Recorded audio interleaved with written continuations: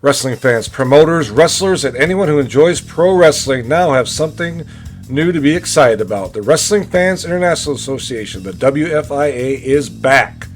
WFIA is an association that exists to promote, grow, and support professional wrestling throughout the world.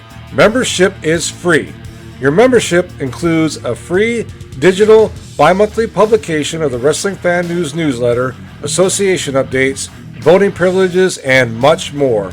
Please go to thewfia.org, that's THEWFIA.org, and become a member today. Attention WFIA members, the virtual 2024 WFI convention will be this fall from September 13th through September 15th, 2024.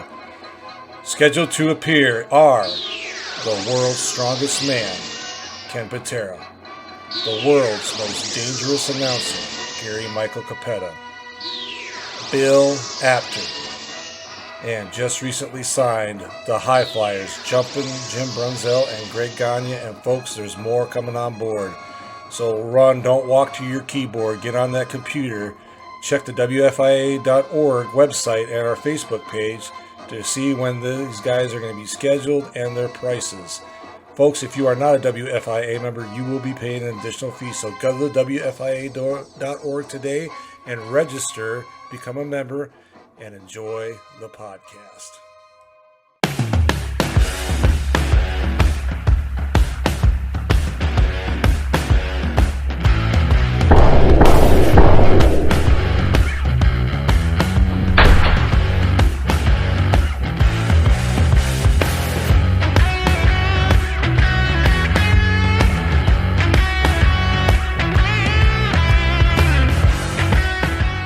Everybody, Pro Wrestling Wire Radio here. This is Rick Del Santa, and you're watching us on AIWF Network, WON Sports, YouTube, and Apple, Spotify, and everywhere else you could find your podcasts and pro wrestling news outlets. I'm joined, of course, as always, by Uncle Otis. We have a very special guest, the legendary Beast in New England, Bull Dredd. What's going on? Hey, listen, I'm here with you guys as always. Came prepared, and what's this about the dozenth time we've done this, and we always have a great time, right? Yeah, you're definitely up there as far as one of the people that have been part of the show more than anybody. You, Big Daddy, Matt DeCourt. So yeah, you guys have been up there the most. Maybe the two of you should interview me instead. It's like, for somebody that doesn't like to talk or, likes silence, I like to talk about wrestling in my career. And, when you have hosts that you can actually have a great conversation with, the hour just goes by. You can talk for hours. Yeah. Of course, we've become quite the good friends, I think, over the last 5 or so years, and I'd have to say, and through the scene out here in the Southern Connecticut area. And you've got a lot of really great things that have gone on in the last few years, especially there was COVID, and you've worked, I think during COVID you worked a match with Jim Anderson, an empty arena match, right? Was that during that time? Yeah, I think we spoke about that a long time ago. Yeah, that was it's gonna be 5 years. I think I think next month, where I had my first match in PAPW, where I came back, and as you always told me, like, oh my God, Dredd's still here, Dredd's here, like, yeah, and, we crossed paths back in ACW, and it's amazing how quick 5 years just passed by fast. A lot's happened. I've had I'm very open about it. I've had more fun in the last 5 years on this run than I've had in the previous time of my career. I'm not saying I didn't have a great time. I've had a lot of experiences, and it just this past run, because I got myself in great shape. 2, got myself out there. 3, I didn't know how well known I was, and I'm at a different time of my life and career. Yeah, I remember the time that you're referring to is that a PAPW event, that probably one of my first PAPW events I've gone to. And when you came out, I was like, holy shit, Bull Dredd. Like it's a name that I hadn't heard in quite some time, because honestly, I was not I didn't go to a lot of shows for like a certain period of time, for probably about a good 5 year period. And then once you came out, and I literally text my friend, I said, holy shit, Bull Dredd is wrestling tonight. And it's like, wow, it was just it brought up a good memory of years prior. You know what I mean? Yeah, I was in a time where I was just lost in my career. I was working for Northeast and at the time, and kind of feels like 10 years, a decade of my career kind of just got thrown to the side and kind of forgotten about. So I kind of found myself lost. And Big Daddy always encouraging me to come to PAPW, even Mario. But there's a very dangerous thing in this business and in life, and it's called loyalty.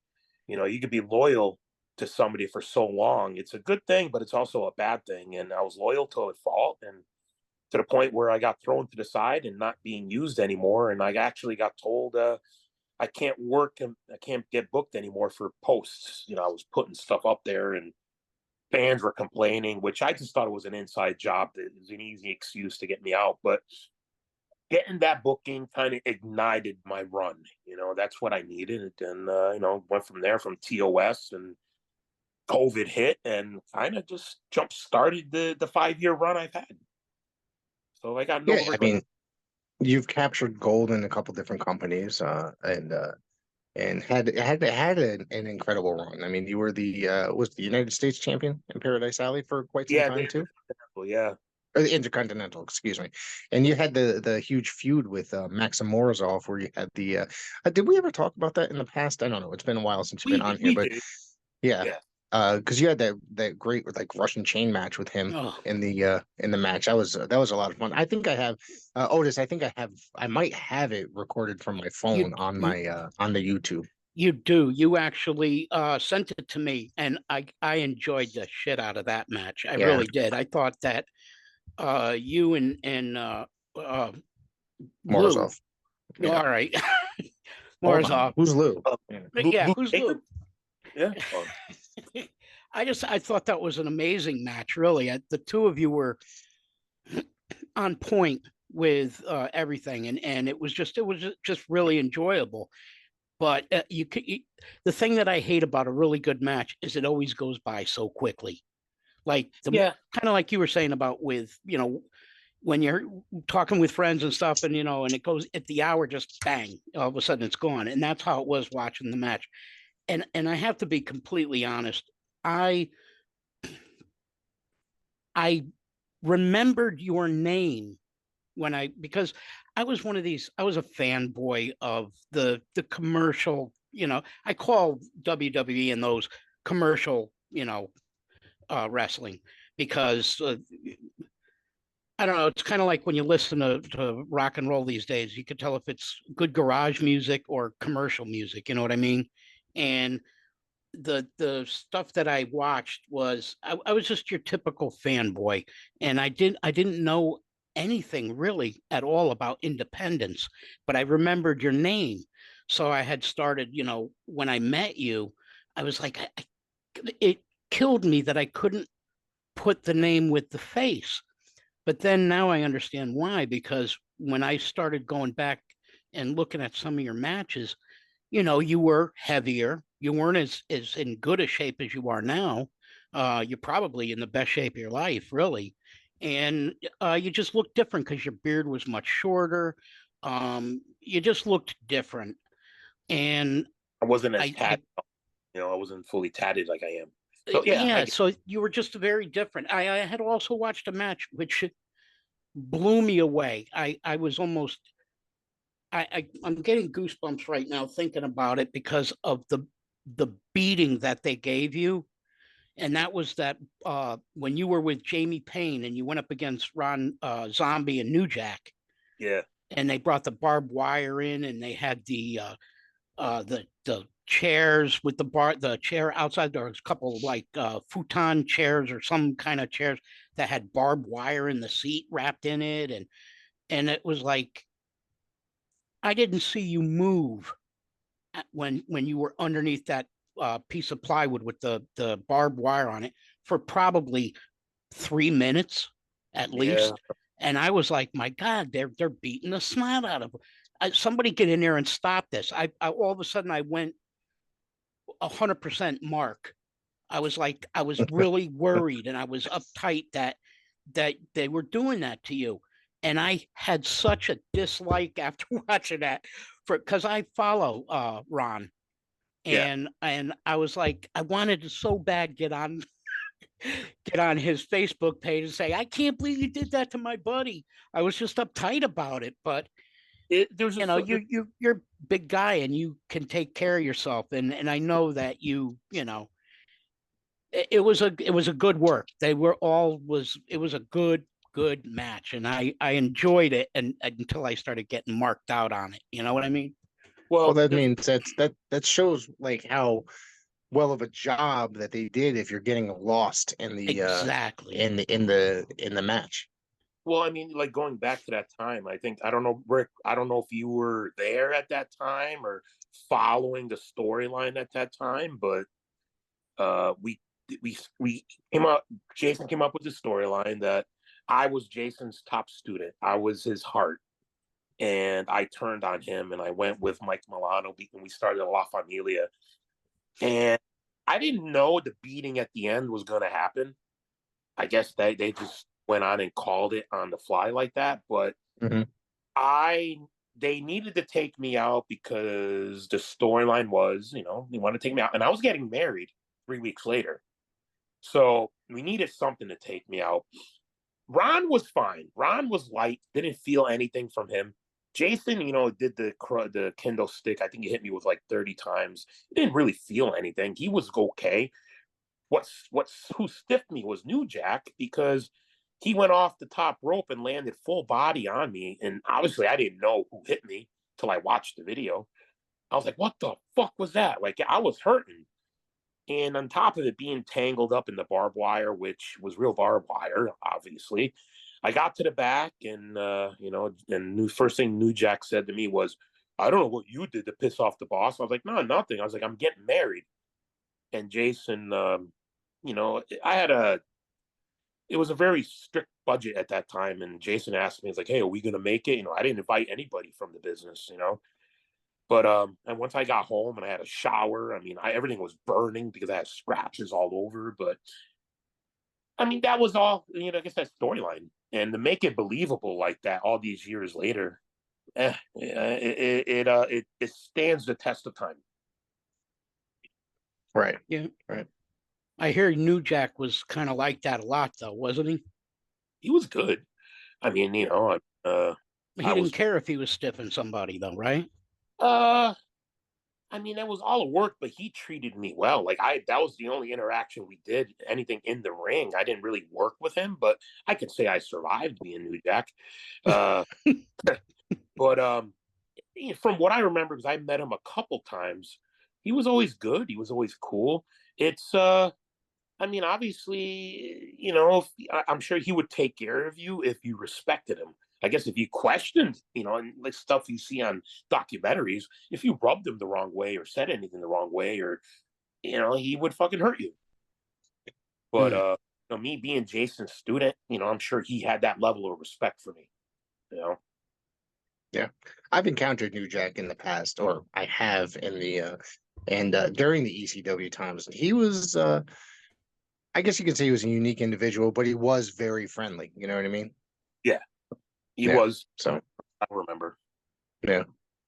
And I'm going back, I remember there was an ECW show, I think at the Westchester Center, the county center, whatever it was called. And I guess, fans got into a fight, and then, when the cops were coming to shut down the show or whatever, and we were he was standing right next to us, like, yo, man, the cops are coming, you guys gotta get out, He escorted us out of the building, so make sure none of us get in trouble.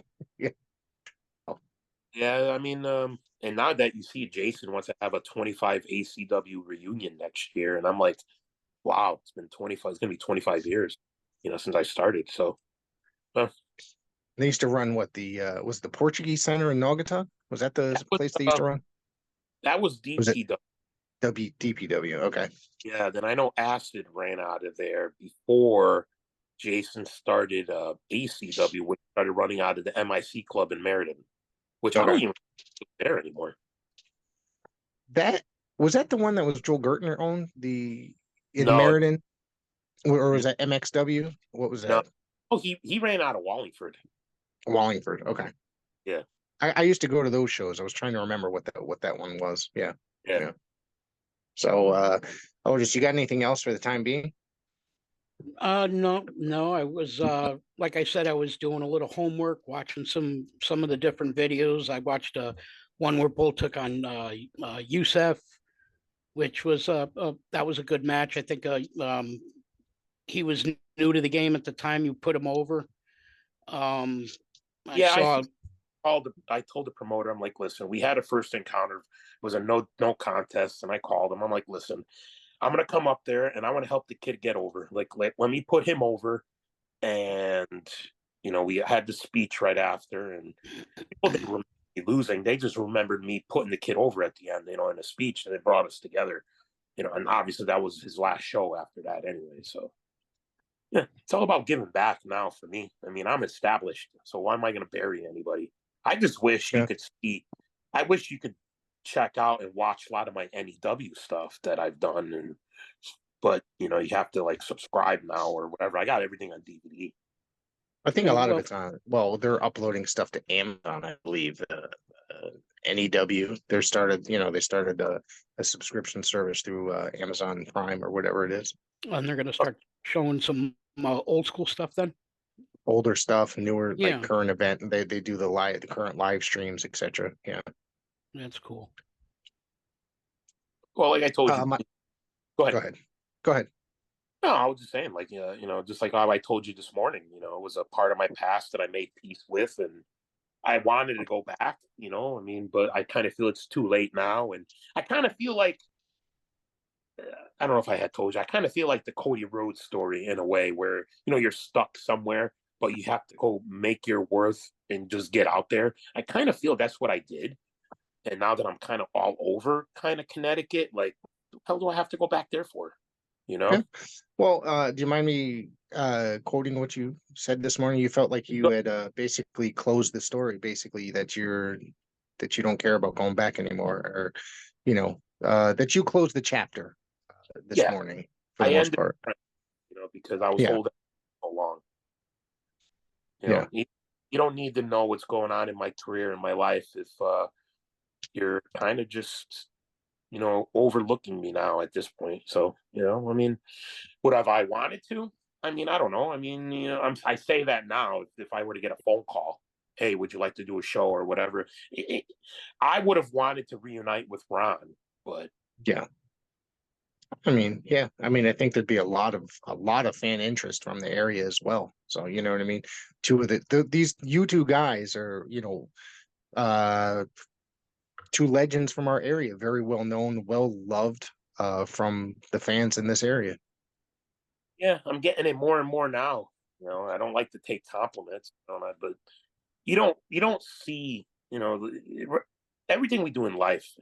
For me, like I look at wrestling, and life runs very parallel to everything we do in life, and you don't see the journey. You don't see the effect you have on people while you're going through it. You see it when you stop and people start reflecting on it, and you start reflecting on the past and the journey. I'm like, wow, okay. We'll bring stuff up like what you said, and I'm like, damn, I don't know. I would have never saw myself. I never foresaw myself to be where I am right now, and I don't want to. Makes a lot of sense what you just said, because it's you created memories for a lot of people, and that's what they're reflecting on now, is the memories, saying I've been watching this guy for 15 years or whatever, and it's got to be cool for somebody like you that's been in the business as long as you have, to know that you have created memories for people, and it's just so important when you are somebody who's in the spotlight. you want to make sure that those memories that you create are something that people can literally take to the grave, that they remember you, remember what you stood for, remember what you did and who you did it with or to, or, all these things, they all are a part of your makeup and who is Bull Dredd. Well, that's how I came up with living legacy. You know, us as grown men, and people live their whole lives. They can live, and you ask them, what is your legacy? What do you leave on this earth if you were to leave tomorrow? What affect you? What people remember you by? What blueprint have you laid down for your kids and people around you? How have you affected people? And many people can't even answer that. And I kind of feel like, like I said, by 40, I think as a man or woman, you should already establish what your legacy is. Or if not, you're 40 years behind. It's like, what have you done for the first 40 years of your life?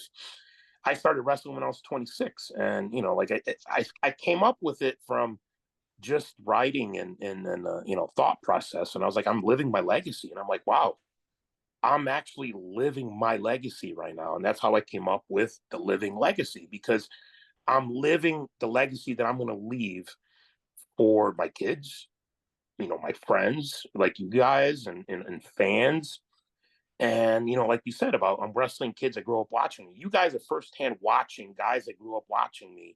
I'm wrestling them now, like Fly Noriega, uh, Brad Baylor, Kylon. I worked a few years ago. What's his name? That broke his leg, that broke his ankle. Oh, Gibbs. Gibbs. Yeah, Gibbs. Yep. Yeah. Like, I'm coming across a lot more people now that are like, yeah, I grew up watching you, and and now like I'm in the business with them, and they're either going to be working with me, or I'm like, damn. So I feel old. Well, What I mean? you're really blessed though, Bull, because a lot of people they don't get a chance really, or they may, their chance to leave a legacy can pass by them. Like for me, mine was really just a fleeting, how people say, "Oh, I've had my 15 minutes of fame" type of thing. When I was working at a local radio station, and I was a sidekick basically on the morning show, I didn't think anything of it. And then when I went to like my old neighborhood, everybody, was like, "Oh man, I can't believe that you're on the radio," and and it was like, wow, I didn't even know that anybody, heard me really, for lack of, any explanation. And you have been able to take that legacy and not just um, deliver it, but live it.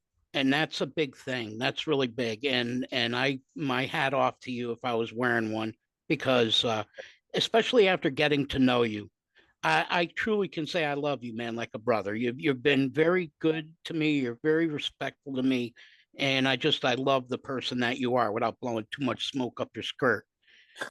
Well, I mean, I love you both, and what's important is it's the person behind the character that's more important than the character we play in the ring. What you bring to the business is what people are going to remember you by. Fans, people in the business, and I hope that my legacy, this was my passion. Not only did I raise my family and you know, pursue a wrestling career, I maintained my full-time job doing this, which is unheard of. Right. It's unheard of. People don't, you see, like, people still ask me, and they come up to me and they think I live this type of lifestyle. Like, I'm a wrestler, they're starstruck, and I make this money. I'm like, I'm in pain every day. And the only way for me to not be in pain is I got to keep myself going. I still got to go to work in the morning. We all have jobs. I mean, but people don't see the work that goes in outside. What keeps me going? Like you asked me, was it yesterday or the day before, Rick? You asked me, what keeps me going? Yeah. I love first of all, my love of, performing. And two, keeping myself healthy.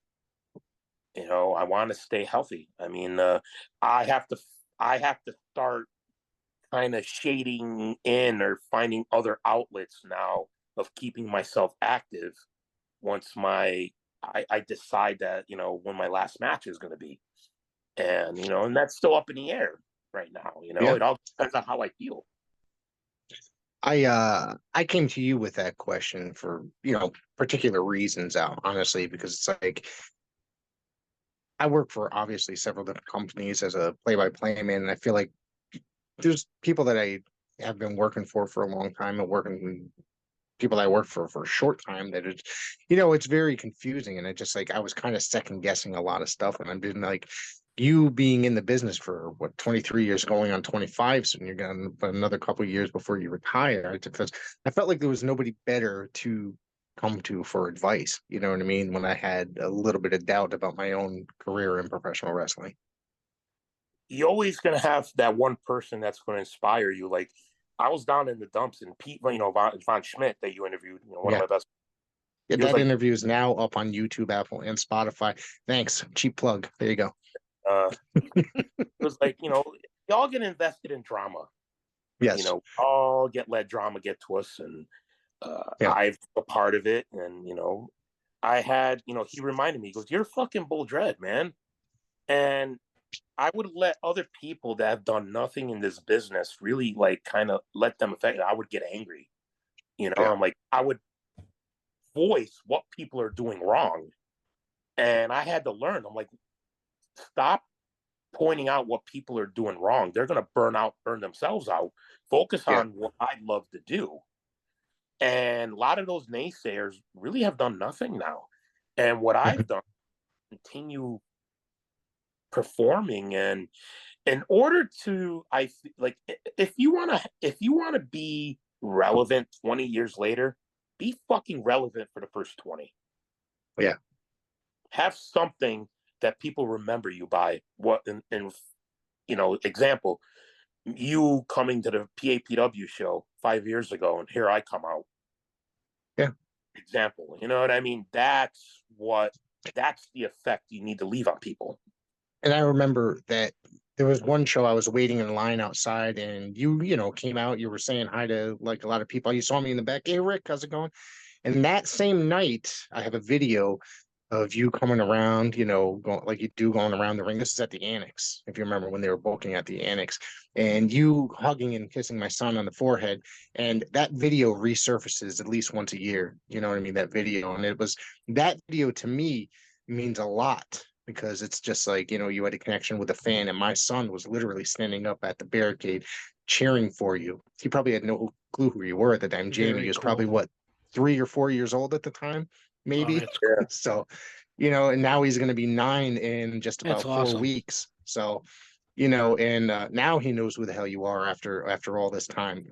And to me, it was probably more so special to me at that very moment than realized, really. You know what I mean? And it just that was just an awesome time for me. And I that building actually was a very cool building. I thought that GAPW was booking, and then COVID happened, and then they lost that building because of COVID. And I just remember being there while COVID was starting, and it was so freaking weird. People wearing masks. That was like the first show people were wearing masks, and there was hand sanitizer everywhere. They were sanitizing the ring ropes between matches and stuff like that. So bizarre, but and then to see how far we've come since then. COVID, I feel, is, and I think we could agree on it. COVID was the worst thing, but the best thing to happen to It this world. relaunched a lot. It relaunched a lot of interest in a lot of weird things. Yeah, I feel like, the most simple things in life that people kind of took for granted. I Yeah. got the best shape of my life. People were complaining about the gym being closed, so they stayed on the couch being fat. I fucking went out to the track, went for walks, I did push-ups, and I started my fasting. And what, 5 years later now, is COVID still a thing? But like I said, it struck a lot of interest in a lot of things. I think now there's live streaming. I think it started that. We could watch movies from home now instead of going to the movies. But I don't want to get off track. But it's something that passed, and I think it was, for me, probably the best thing that happened, because you really have to think, go down deep and like really, you change your lifestyle. I mean, I Yeah. still, Yeah. I'm The very active. independent, I'm sorry. I But was The independent scene was flourishing beforehand. Independent, like wrestling was changing, like becoming the indies were becoming bigger before that. And COVID happened, it killed a lot of the indies. But post COVID, I feel like independent wrestling like really shot up, and I, interest in wrestling outside of the mainstream really took hold. You know what I mean? I yeah, was, oh, I was going to say that, yeah, for me, I used to, go to the movies often and go to ball games and things like that. And I didn't mind concerts, crowds and whatever. And then COVID happened, and actually, independent wrestling is the first thing that I started doing after COVID calmed down, out in public amongst people. And because I was looking for something to do with my buddy, and I wanted to do something where I didn't think the crowd would be thousands of people. I wanted to do something that was a little more intimate, but I could, I don't know, I just wanted to get out again. And we just happened to see that there was a show at PAPW. That was my first show that I went to. And actually, I posted a picture I took of you at that show. You were wearing a Beast shirt, and that was the start for me with independence. Because as I said before many times on podcasts and stuff, I didn't even know anything about the independent circuit. When I lived in Texas, I met a couple of guys that were uh, jobbers years ago, like the Georgia Strongman and stuff like that. Just some guys that were when I lived in Texas, and when they come through the Freeman Coliseum or something, for house shows, for dark shows, whatever. And um, I didn't really know anything about it. I just was strictly one of these fanboys that was watching, the WWE kind of stuff, and that was about it. And then when I saw that PAPW was like in my backyard, I was like, holy shit, this was so awesome. I had something to do with my $20 a week or whatever, because before that it was like play poker at my buddy's house for $20 buy-in. Now I get to go and see a show, and I'm not worried about COVID because, it's calmed down, and it just turned out to be something that I really enjoyed. And it just kind of flourished from there for me, where I was like, this is something I want to do. I want to get involved one way or another. well, now you see that 90% of everybody you see on TV, that we all started the same. This is where everybody started, and people forget where they come from. Mm.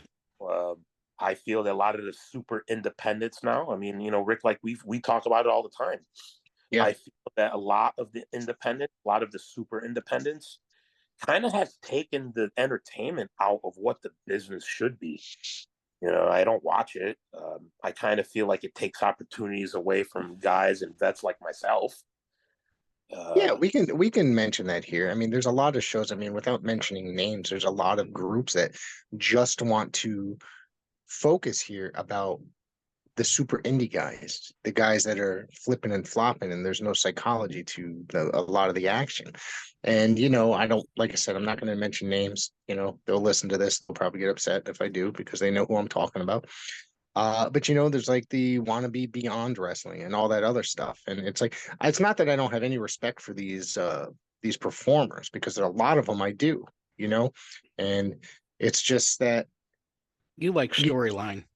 I like storylines. I'm a less is more person. Mm. This is why Dredd and I have always referred to watching a lot of the old NWA stuff from the 80s. It's a 2 year buildup before the blow off type, with like Magnum TA and Tully Blanchard in a steel cage. You know what I mean? Mm. It's just less is more. You don't have to go out there, and you need to get the fans invested in the match. And I think that when these guys are out there, it's not dramatic enough when they're flipping and flopping, jumping, like climbing to up the rafters and diving off, or what have you. they're putting more so their body at risk than, to me, I'm not getting invested in that. I like the drama of watching two guys go at it in a less is more situation. Right, Well, right. in everybody's goal in this business is to what? Get on Where TV. where do they want to make it? They want to get on TV, WWE, AEW, Okay. as long as they're making, as long as they're able to pay their bills, buy a house, buy a car, all that stuff, support their families, what have you. You know, like I said, I have nothing but respect for everyone. Yeah. The everybody in the business and people running or doing a show, because it's not easy to put together a show. And it costs a But lot of money. yeah, That's the other thing. but there's a lot more, and like I said, I won't hold back. If you look around, there's more non-talent promoters than there are Mhm. people that were actually in the business as a worker. For say Mario, Paul, Slick, TOS, Fans basically is what you're saying. They decide to put on a show. well, there's like Marks. I mean, there's three different there's versions of how do you say it. People Yeah. make it derogatory. No, but that's what it is. There's a fan. We're Marks. I'm a Mark. Yep. Whatever. But there's a fucking Mark. Then you got the fucking Mark that hangs around with people in the business. Then they think they're in the business. Then they start running their own show. That's what happens, and I've seen it for 2.5 decades. It's not going to end. But go watch the match you were there, me and Brad Baylor from one of the last shows we did at JCC. The JCC, yep. We'll get into the JCC in a minute. It was total psychology of how I put that match together. Okay, pinpointing out Brad Baylor's strengths over mine, and we've talked about this. What are his strengths over mine? He's younger, stronger, and faster. So I pinpointed that out right away in our match within the first 3 minutes, and we did nothing. And how I took him out, he took one bump, and I gave him a shoulder tackle, and he powdered. At the end of that match, Mario comes to me and he goes, "That was the best match of the night." And I wasn't even supposed to be on the show because I got forgotten about. You know what I mean? Until Mario was like, "I want Dredd on the show." And I had the best match of the night because it had psychology. Anyway, but to go back to psychology, that's what's missing. I feel a lot of guys, like I said, the promoters are putting shows on for themselves. Yeah. What they want to see. They're putting on dream matches. They're putting on dream matches that they want to see. The dream matches are only going to last for so long. That makes sense. Yeah. I tell people in the locker room now, and I tell everybody, look around. 90, 50, 60%, I could be wrong. I don't know. Like I said, I look through I look at the business through my perspective in my career.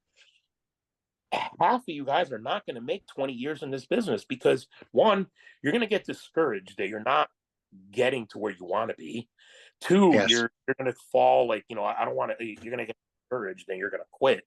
Because you think you're better than you are. But it's going to get a point where you plateau, and it's like, it's happened to me. Why do you think I've lasted for so long? I could outdraw some people. There's a difference between being over and being popular, even though it's pretty much the same thing. We talk about, yeah. Can we talk about something? We had hinted at the idea of putting a movie together, putting a documentary together. Documentary. Yeah. Let's talk about that a little bit because it's not we didn't necessarily put it on the back burner. We're just collecting information. I have a whole list of people, and I had volunteered to assist and help produce this production. It's something that I'm looking forward to, as you have roughly, I don't know, 2 or so years before you want to make the 25 mark before you retire. And 2 years, it's going to go by a lot faster than you could imagine. Would you have any idea as to who you would want to be your final opponent? See, it's really hard because, me and Zombie, we were better together than against each other. Right. We got it, but he lives out in Georgia. Right. you know, if I were to go back to NEW, like I would want to have one last match at every company that I was been like currently working for at the time, you know, like Right. that on or whatever. If I was going back to NEW, it would have been Brian Anthony, but he Okay. is now retired, you know. Uh, I really don't know. I mean, I think at this point, you know, like even Lou Jacobs hinted, you know, he wanted to be my last match, you know, have a hardcore match or something. And like he kind of caught me off guard. I was like, I didn't really want to talk about it at that time, you know. I was like, yeah, Right. okay. I'm like, man, not because I didn't want to talk about it or like, yeah, let's do it. It's more of like, man, reality is setting in. There's also a history there between you two. You know, he was Maxim Morozov in PAPW. Yeah, You you know, know, so there is like a history. Yeah. I've had, like I said, the run I've had over the past 5 years has been, you know, just a lot more. Like I started really finally feeling like a professional wrestler. You know, being a weekend warrior. Like there was time where I was working almost every weekend. I couldn't wait to be home. But like I've been home. I've had no shows for the past. This weekend was my third weekend. Nothing. Maybe my fourth. So a month off. And then Saturday I have a double booking. Yeah, You know, I you have know two we'll talk shows. about that. I got two. I got them right in front of me. If you want to talk about them now, I got them right here in front of me. You're going to be in a tag match with Cade Lothrock against the oh boy Pyramids of Power at 2TW. Yeah, well, the Pyramids of Power. You know, we have a lot of history, and I Yeah. got a call this week, but Cade and I both agreed that we are better together because we have our feud and we finish it. I'm like, all right, where do we go from here? You know, we got the two biggest. I said to Cade, and I was total straight up honest. I'm like, dude, you're better than me. You're bigger than me. You're stronger than me. You know, I wanted to get him over. You know what I mean? Like, I didn't need to win the match. Right. So, you know, behind the scene, we came up or whatever. We're better together than we are going against each other. And you know, the POP, we have plenty of history, and I love working with them. You know, at first I was like, yeah, but they've gotten better. You know what I Yeah. mean? But it'll be fun because we gotta do our match first. As long as the show starts on time, then I gotta drive an hour to the brewery, and I'm wrestling. I'm working Sylvan, and you know, when Yes. you know PAPW's students, and it'll be our second match. And you know, I don't like the rush. Mhm. I don't, but you know, at the end of the night, I'm like, all right, it's over. I had my fun. Wake up Sunday morning, and depending on how I feel, I'll either relax, jerk off, and or go to the gym. I don't know. Not necessarily in that order, though, right? Not necessarily in that order, but Or at the same time. Let me everything ask you. how I feel, you know. Yeah. But Yeah. Let me ask you about working Sylvan because I think that he's somebody that's like vastly improved since his debut. He's had some a pretty decent match against Ryan Frost. He is the 2024 King of Paradise as well. And we had interviewed him about 2-3 months ago now, and I think he's a very interesting character as well. And he's a great guy on top of it. So Yeah. I think yeah, that this is a match that I would really like to check out. Hoping that I'm able to make it here. There's fireworks being held here in the town that I live in. However, I heard that there's also supposed to be really bad weather, so we'll see what happens. There may be no well, fireworks or wrestling. Yes, exactly. 'Cause it's supposed to be an outdoor show. Yeah. I mean, it's one of those things where it's like, okay, bad weather, okay, good, but then it's like, fuck, I really wanted to work, you know. Yeah. Yeah, me and Sylvan, our first match, you know, it was kind of. I get nervous, especially you know my anxiety working with somebody either that I have never worked with before, or you know, or especially somebody like I knew what I was expecting went with him our Mhm. first, and it got off. I mean, it went well. You know, it was more for him. Like I wanted him to learn. I gave him pointers of like what his characters I feel what he should be doing as a Right. heel, and I have to go about this match a little differently now, you know, obviously because he's improved, but I don't want to go about it differently than we did last time. And that's more of a compliment to him. But at the same time, I don't know. And I mean, listen, this is off script and everything. I don't know if it's going to be leading to anything with to me and Marcel Williams. You know what I mean? So I don't know if it's going to be any play from that going into that. So, Oh, I want to ask you about that now that you're talking about Marcel, former co-host here on this show many years ago, trying to get his ass back here. So if you're listening, Marcel, phone lines are open. All right. So you laid out a challenge to him, and he said challenge accepted. Nothing has happened going forward. What's going on here? Is you plan on confronting him? He's not even on the show, right? yeah, well, here's the deal. And we've talked about this, and I'm open about it. If I could wrestle every weekend, I would. If Mhm. PAPW show every weekend, I would work. I just dread to travel. You know what I Right. mean? I don't want to. I just dread to travel, like, an hour, or now I got to go to Rhode Island in a couple weeks. But I would work every weekend, and if I was champion, I would work every weekend. Yeah. Do I need the title? And that's what I meant. Like, I don't need the title because a title ain't gonna make a difference to me if I have the title or not. But if I am a champion, it's what I bring to the title. I would elevate it more to where Right. it should. Because who Yes. else in the company is going to be able to do that right now? You know I what I mean, they mean? got it's a lot of fresh blood there right now at Paradise Alley, with the exception of Showtime or even Ryan Frost being in there. He's been around for a while, but he's still kind of fresh to the Paradise Alley as a professional wrestler. Right. So my point of that was, like, like I said, he already had talked to the higher anarchies, and it was already in place. And like I said, I didn't need the title. I want to make memories because this is what's important to me right now. I've made a lot more memories in this business than I've had money. And that's what it's about right now. If I can make a memory with him, if we have a great match, a good story, title or not, I feel that the PAPW World Title, honestly, is probably the most prestigious title in New England because of who PAPW is owned by, and to be bestowed that, if that were to happen on me. I mean, honestly, it's like I told Roman when I wished him a happy birthday, or even Mario. I grew up watching you, Yeah. not working for you. Just like I did the storyline with Mooch. Roma gave us free reign of doing whatever we wanted. And I feel, as you guys, I mean, you guys watched that story unfold. How did you Mhm. look at the story and how it unfolded between me being the veteran and somebody like Mooch, who came into the business a little after I did, but I kind of took him under my wing at one point myself, Right. I mean, Yeah. what did you guys think of that story? To going now to where he's going to lead into another story into Frost and me I call him Mr. Williams, but to me and the Mr. Williams, I just hope it elevated him now.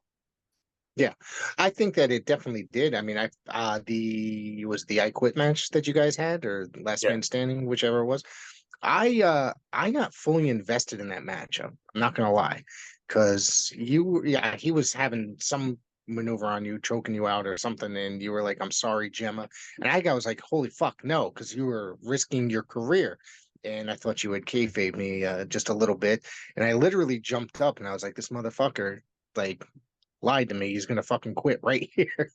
And so I got fully emotionally invested when you yelled that into the microphone. I mean, I was fully invested in the matchup, and you know what I mean? Like, when that happened, I got a little bit emotional because it's like, I'm friends with you, and I was just like, there's always a chance Mooch could be your last opponent. You know what I'm saying? Like, he's been around a while. You guys have forged a friendship over the years, and You're it gonna was it was just really shocking until when you said that, and then you actually came back. I was like, oh God, thank God. Like I sighed a breath of relief. You know what I mean?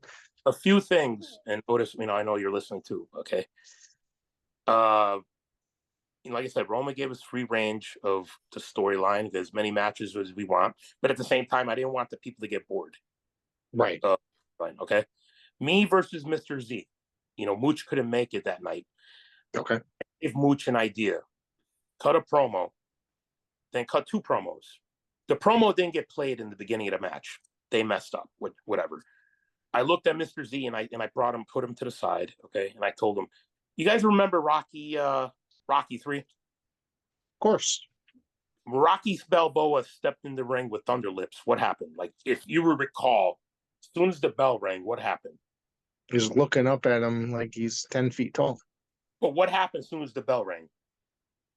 Oh, he jumped at him. Or didn't he try to jump on his back and all that stuff? Yeah, because and Balboa moved, right? Then they squared off. Yeah. That's how I came up with that scenario for that match. Okay. That as the foundation. Rocky 5. People don't like Rocky 5. I feel it's a great movie. Okay, hold on. Before you go further, I'm glad you said that because I feel like it is a terribly underrated movie because storyline wise, it's very emotional and it's a very amazing story. People are mad because he just does not have any fights in the ring and et cetera, and they claim that it sucks. I argue with people over how good Rocky 5 actually is. Storyline, it's fucking fantastic. Now I gotta watch it. Yes, oh man, dude. Never seen it. Psychology for both of you. You know what I mean? Like, I'll break it down for you. Rocky 5, at the end, when Rocky was getting his ass beat, okay? And this is where Gemma comes in. When Rocky was getting his ass beat and he's laying down and he got knocked down, and the promoter was taking Tommy Gunn away. And then Rocky was replaying, Mickey, being alive. Get up, you son of a bitch, because Mickey loves you. To me, that's what gave me the idea for when Mooch got me in the STF, where I couldn't, that really started to hurt because I can't bend my left knee. So he could only get down so much. That's why he couldn't get both hands on the grip on the kendo stick because I couldn't bend it. Mm-hmm. That's how I came up with Gemma. I'm going to spell it. But once I start saying, Gemma, I'm sorry, I wanted the suspense of people really thinking, like you. Is he going to do it? I was about to give it up. And I wanted Gemma to be like, no, we need you. We love you. Please, no. That's what I wanted from her. And I was able to kind of maneuver. It's starting to hurt me a little bit. And I kind of maneuvered and I got out of it. And there you go. I mean, you use ideas of, you kind of bring it to wrestling. And like you said about, Rocky 5 is very underrated because what's important is the story. Exactly. And psychology is, we all watch good movies, we watch crime movies and, funny movies. I like horror. But if you could visualize any movie that you like, okay, the first scene is always happy. Something's always like very happy. That's how it starts off. And to me, that's the shine. That's the shine. The good guys are on top until the first body is found. Okay? That's the heat. The heat's on. And every time they get a clue, they think they know who the suspect is. That's a hope spot. Until it happens, until they find out who the suspect is and they're focused on and they're after him. They know who it is. Here's the comeback. Okay? And every time they catch him and he gets away, it's a false finish until they finally catch him, and that's the end of the story. That's the end of the match. There you go. Shine, heat, comeback, finish. In every horror movie, when there's a sequel, a part 1 or 2, 3, 4, 5, every time the bad guy gets away, what do you think happens? The story continues. Okay? So until like if a good guy wins and the guy gets up, cuts him off, whatever, that's psychology. So here you're talking about Rocky 5 and people saying it's underrated. What's important was the story. Right. That's what's important. And that's what's missing. That's what's missing in a lot of independent wrestling. Yeah. I agree. We've got bitter if I'm talking about it. That's why I'm kind of like, whatever. I'm still happy to do what I'm doing right now. Involved. People are going to burn out on their own. Yeah, we've got about 10 minutes left. To be honest, with the before we got to cut it short or cut it off. So I might rub a third one out. Otis, do you have anything that you want to throw at Mr. Dredd here? No, I do want to. I think I need to come pay him a visit at some time because I want to sit down and watch some of these DVDs he's got because you can only find so much on YouTube. and I know I'm missing out. You're And Yeah. I really want to be able to see some stuff. It's I have, different when you know somebody. You know what I mean? Like, it's one thing for me to sit here and enjoy watching a Cody Rhodes match, but I don't know him from Adam. And knowing Bull on a personal level, it makes me really want to find more stuff to see. And he's holding out. Bull, you're holding out. You got It's not all the his stuff. fault. He's got all the DVDs at his house, and I want to come and see them now. So well, now I'm that going I to take you up on that barbecue thing. now we should have a barbecue roundtable. You see what I'm That would saying? be awesome. That's what we should do. Have Matt DeCourt, have some, like, have a Mario. I mean, that's what should happen, because we've done it once. But then I say to myself, who the fuck am I? You know, You're Bull Dredd. Don't ever forget it, brother. Don't ever sell yourself short. People know you.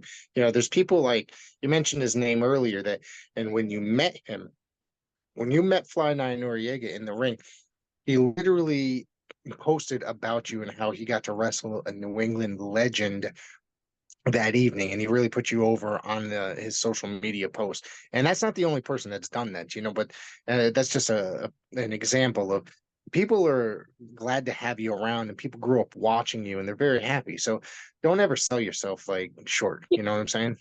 I mean, even Frost has come to me for advice, and I kind of broke some stuff down for him. But you know the story with Fly and myself, right, from the match Yes. at the Armada. Yeah. Okay, you know the backstory to that. You know what? Yes. How? Okay, left. Otis, do you know that or no? No, I don't think so. I'll make it quick. I'm working Fly, and Roma told him he wants us to go to full 15-20, and he left it up to me. He goes, to go over.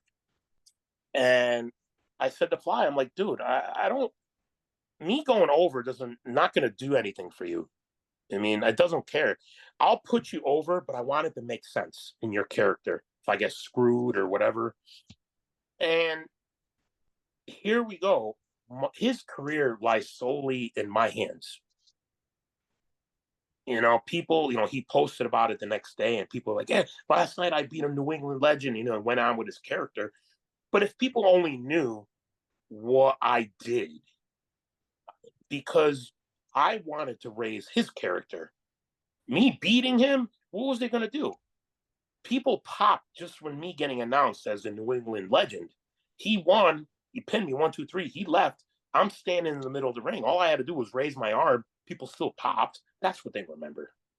Yeah. So it's not about me anymore. It's not about me anymore. I mean, do I love winning? Yeah, but I want to give back. And Well, that would bring me to one of the ending questions that I would have is, do you, when you decide that you've had enough with the ring, whether it be because you're tired of waking up in pain or whatever the reason may be, do you want to continue to give back by maybe being a consultant or maybe a manager for somebody in particular, or starting your own stable maybe, so that you're still, involved at shows and stuff? I would love to. I mean, managing, I don't see myself as a manager because I'm going to want to be in the ring. As long as I can keep myself healthy, I'm going to be open to not fully be 100% retired. I would love to be, I'm not going to say a trainer, but like kind of like, like being not an assistant, but a mentor. Yeah. Like I was saying, a consultant, so to speak, like where you can somebody that's around, pass like, down some of your wisdom to the younger generation of wrestling. specialty and what I've studied is psychology. And Rick, we've talked about this too. And I'm going to put it out there. How many times, if you've gotten in your life, or even just doing commentary, you ask somebody for their opinion, and the only thing they say is, "Yeah, just keep doing what you're doing." To me, if somebody is able to break down and critique certain things, they paid attention and fucking cared. I got to say that because of that, I'm very thankful to people like Nick Payne, you know what I mean, who will sit there and, like, or Johnny Santos. Like, they have both said, you're really good, but you need to show a little bit more emotion. That's not that's not wrong. I do need to show some emotion. I was actually compared to, like, say, kind of like Lance Russell. You don't raise your voice necessarily. You're sitting there, or like, I don't necessarily get emotionally involved. I'm calling it as a sport, like an old school sports commentator, but I'm not necessarily showing emotion. So I was like, I need to bounce up, raise my voice and stuff like that. And so from that, I have actually I do study tape. So it's like to try to improve myself. And I study myself as well. And I got to tell you, there's times where I go back and I watch them. God, I suck here. But then there's other times I'm like, God, this is really, like, I did a really good job here. So a lot of times when I walk away from a show, I'm feeling, not necessarily feeling very confident in my abilities of like how I did that night. But then I'll watch it back, like when the tapes come back, and I'll be like, holy shit, I actually was pretty good that night. You know what I mean? Well, it's the same thing as a worker. Yeah. I rewatch my matches. I watch it during cardio, and uh, you're doing good as a performer when you are catching yourself what you're critiquing yourself on while you're doing. And don't forget, there's always, just like you being in the ring, me being whoever's sitting next to me. It all depends on your partner as well. You know what I'm saying? Right. Like who you're dancing with that night.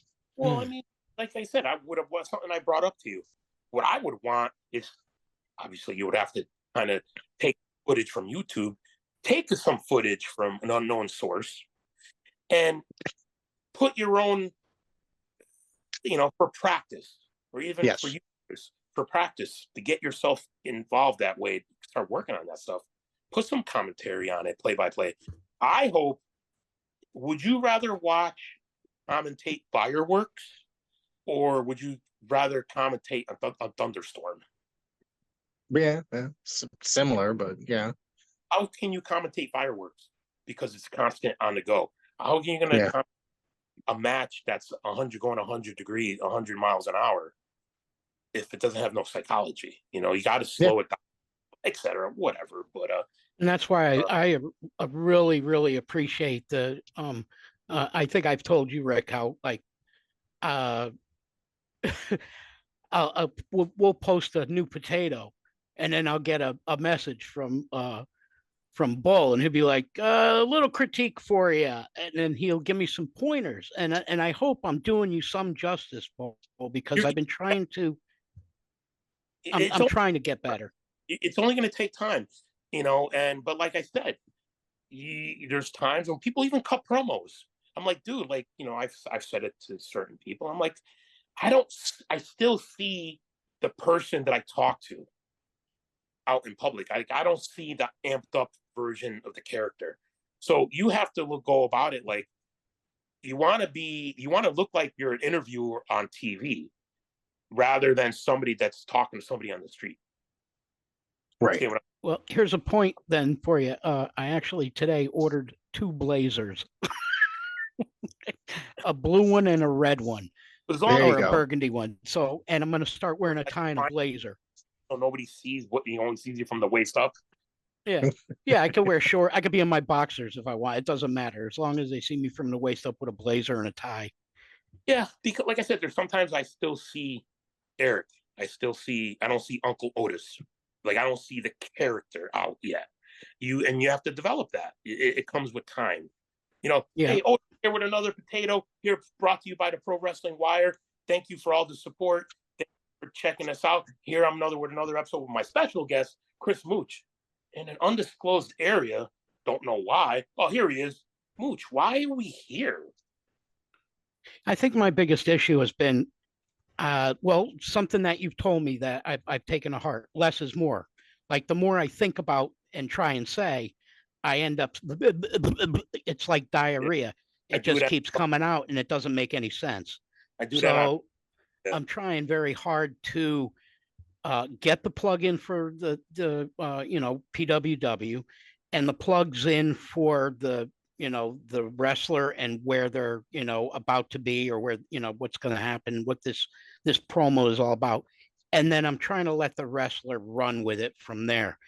So I appreciate that, and I look at Rick now, and I have to admit, Rick, when I first got to know you, and I was watching listening to some of the matches that you had done, I was like, this man's got no emotion. And so you were right.